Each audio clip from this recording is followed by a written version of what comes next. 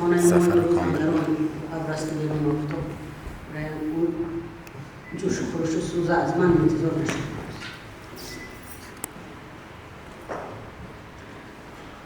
ما برای چی جمع شدیم امروز؟ فردوسی با ما نیاز نداره. فردوسی سخنش رو گفت و رفت. ما میخوایم که اعجاز فردوسی رو در آفریدن سخن خرد برای خود کشف کنیم. تا هنوز شما رو نمیدونم، من این اعجاز را کشف کردم ندانستم برای خودم، نمیدونم چی است، اما با معجزه و اعجاز باوری دارم. چند محفل‌های بین‌المللی در ایران عزیز اشتراک داشتم در بزرگداشت شاهنامه. یکیش سخت در یادم مانده است در دانشگاه مشهد. بعد که ما شعر شاهنامه خودم خواندم، شاهنامه هر کس شاهنامه خودش دارد، خواندم. بعد در تنفس یک جوان اومد نزد من، معلوم بود که اروپایی، معلوم که در اروپا تولد شده است، از عینکش هم معلوم بود که خیلی خوانده است و میداند. گفت که من همه قدر وقت فکر میکردم که چی فایده از این که من خلاقی میکنم در یک وطن بیگانه. فکر میکردم که من وطن ندارم. شما امروز گفتید که شاهنامه وطن است. من اکو وطن دارم. من اکو شاهنامه میخرم میبرم و دیگر با خودم میگیرم. شاهنامه را در جماعتانم میگردم کجا گیرم. ببینید معجزه فردوسی در همین است که حتی آدم‌هایی که از راه کج یا از راه سوال و زندگی مثلا می‌نگرن با اون راه نشان میده.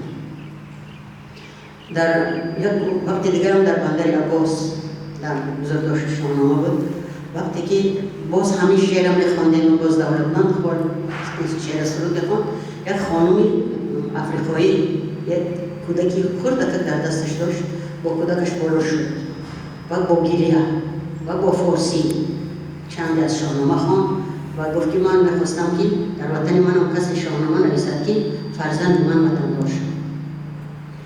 پیش از این دیگر من چی میخواهم کنم؟ میخواهم بگم که وقتی که فردوسی میگوید که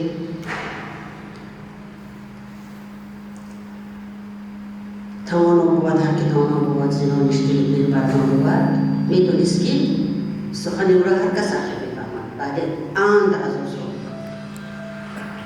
وقتی فردوسی میگفت که برنج چه شاعر بماند و جا تا قیامت بماند و جا، میدونست که سخن او را کسی نیست که فهمد و درک کند.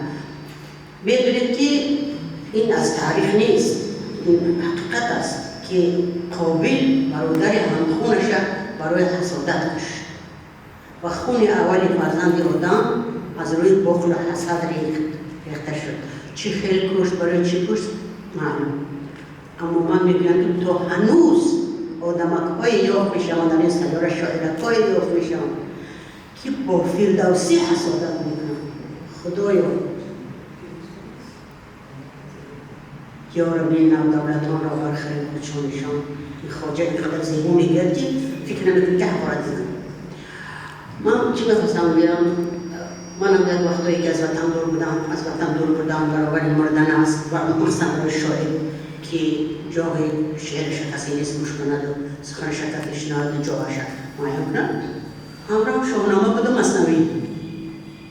بعد با بیدل رو آوردم، برای اون با بیدل رو آوردم که هیچی نمیفهمیدم چی میگوید. کل همه چیزا میفهمم که بیدل چی میگه. صورت خمیازه دارد چی میدوان سهر.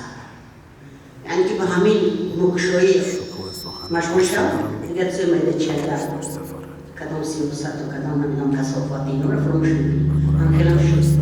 ما ملت خوشبخت‌ترینیم، نمیدونم که پروردگار برای چی برای ما اینقدر جایزه داده است. خب همین شاهنامه بس بود دو مثنوی چی؟ با بیدل چی؟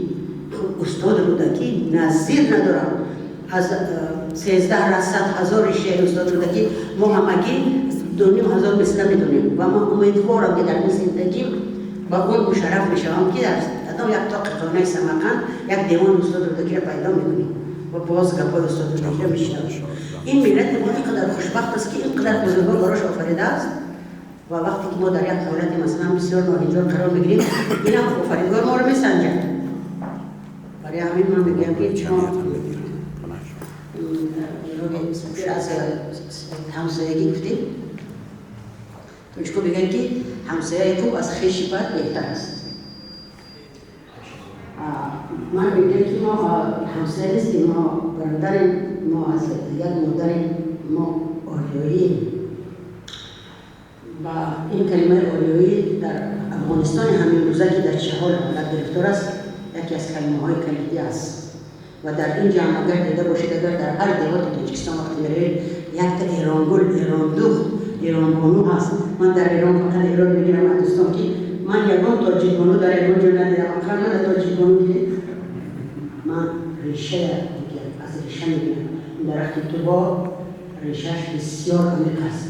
ما باید غم نخوریم که کسی شما نمی‌کند. ما باید غم نخوریم که کسی فارسی را نمی‌داند. ما باید غم نخوریم که یک کس میگه که فارسی تاجیکی داریم. من گفتم که شما در این مسئله چی فکر دارید؟ من گفتم من در این مسئله هیچ فکر ندارم.